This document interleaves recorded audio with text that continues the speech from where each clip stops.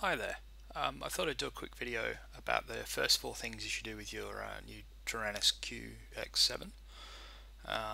First thing you should do is set a throttle. By default, from the manufacturer, it comes with both gimbals set to center. It's not really much use for anything. There are some cases where you'd want to leave it like this, but in most cases you want to set a throttle. So first of all, you've got to take the back off. There's 4 screws on the back. There's 2 at the top up here, and there's another 2 screws underneath the battery compartment. So once you've removed that, they're right down the bottom. So you just need to undo those as well.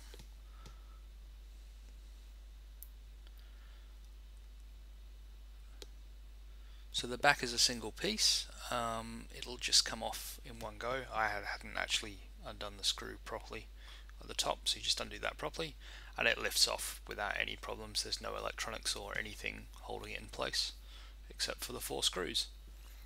So then you want to pick which gimbal you want to use for your throttle. I want to fly mode 2, so it'll be this one on the left, which will be this one here on the right.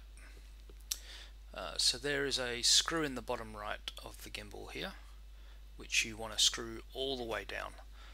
So that will remove the tensioning spring from the gimbal. It actually doesn't do much for most of the way down. It's only about the last 10% where it actually removes the spring properly, and it needs to go all the way down, otherwise it'll bounce up just a little bit like it does on this one. I hadn't put it all the way down, so you just need to make sure it's all the way at the bottom. Sometimes they can slide around a little bit, so you need to make sure it's right in the middle of. There's a little metal connector underneath it that it sits on, but once it's done, it'll be great. So this throttle gimbal will now not center, but it also won't stay where it is. So you need to tighten up this tensioning bar. You don't need to tighten it up much. It's your preference how tight you want it, but you need to do it a little bit, and then the gimbal will actually stay when you let go of it. If you want a ratchet, which I do, you want to tighten up this second bar next to it, the one with a little dent on it. Again, you can tighten it up as much or as little as you want to get either a sort of very light ratchet or a very heavy ratchet. I'm sort of gone medium here. You can't see it on the video obviously, but you tighten it up until it feels good to you, and that's pretty much it. So obviously for mode 1 you would just do the same thing or the opposite thing on the other gimbal. It's twisted 180 degrees, so instead of it being the bottom right, it'll be the top left. Yeah, that works. And then you just need to put the back on. Now when you put the back on, there's some pins that go into the module bay. You just need to be careful not to push too hard, otherwise you might bend those. The back goes on quite well. When you're doing the screws up as well, you're only screwing into plastic, so don't over tighten them, otherwise you might strip the plastic out. But it's not that difficult. It doesn't need to hold very tight. And that's step 1 done.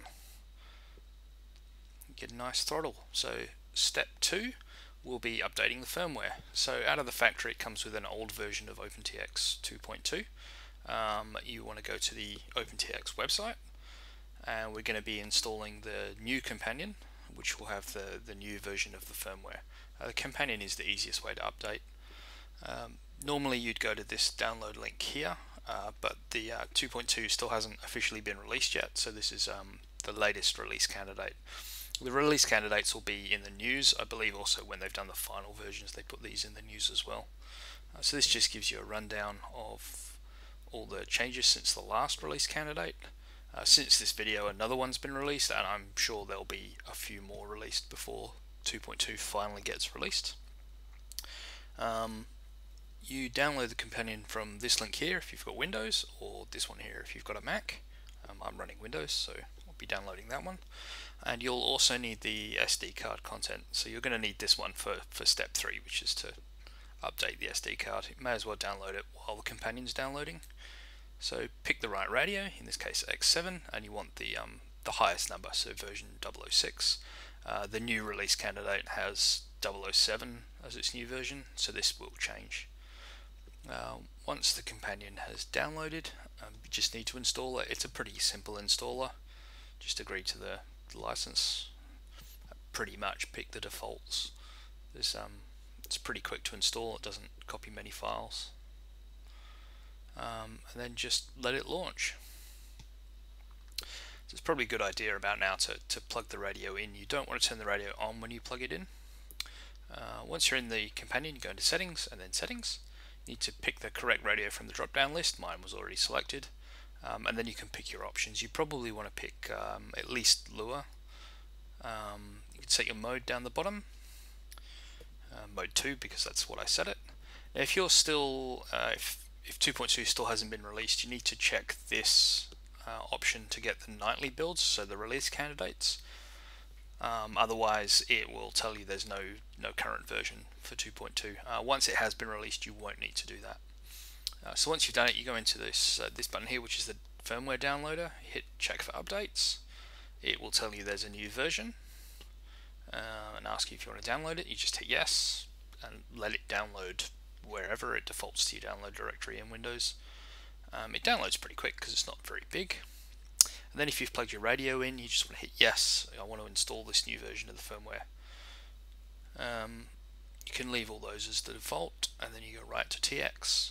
Now this can take a little bit of time. I've sped this up because it is pretty slow, but just let it do its thing, and it shouldn't really have any problems.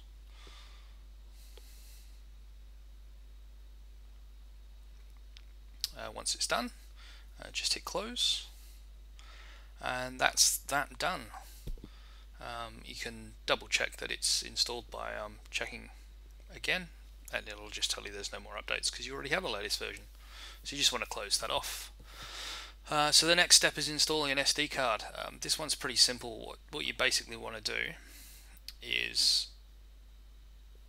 copy the contents of the card onto the SD card. The easiest way to do that, if you don't have a card reader, is to use the radio. You can use the two buttons, the two left and right trims. You push them towards the center and turn it on, and it puts it into bootloader mode. That'll then show up as a disk in Windows, and then you just drag and drop the contents of that file you previously downloaded onto your SD card. Mine already had some stuff on it because I had a previous version installed, but if you don't have anything, it'll show up blank. That takes a little bit of time to copy over, so I skip most of that. But that's all you need to do. So step 4 is to calibrate your gimbals. They're pretty well calibrated out of the box, so you could probably skip this one, but it's a good idea to do anyway. You just long hold the menu button in the middle and it'll bring up the system menu, and then just keep paging through till you get to the end, or you can just hold page down and it'll go back a page. Center your gimbals and just hit the wheel when done. Also center the pots because you wanna, it'll calibrate those as well. And yeah, basically you just move them all the way around and then recenter them when you're done.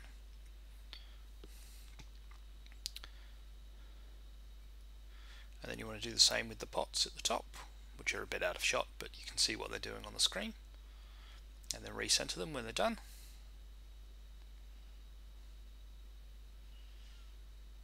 And then just tap the little enter button, and that's it. So you can just exit, and now you're pretty much ready to use the radio. So I hope you liked this video. If you do, just hit the like button. If you want me to do any other videos, please feel free to leave some comments and I'll see what I can do. Thanks.